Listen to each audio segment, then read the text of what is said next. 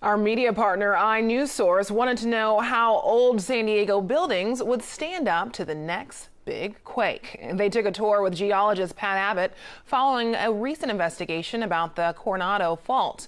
Abbott also answered questions about earthquake safety. A question from Beth Herman here about the faults, how they affect coastal communities like Encinitas. We know from Encinitas we have the Rose Canyon Fault sits just offshore to the west, but let's move farther out offshore. When you look offshore from Encinitas and you see the Coronado Islands and you see San Clemente Island, all those islands exist because the land has been lifted up by active faults. When you look at those islands, they came to be only because of a lot of earthquakes, and the earthquakes have happened there in the past.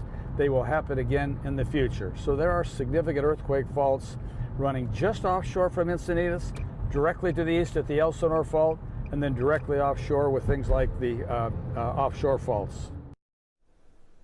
You can read more about earthquake safety and the tour with Pat Abbott at inewssource.org. iNewsSource is an independently funded nonprofit partner of KPBS.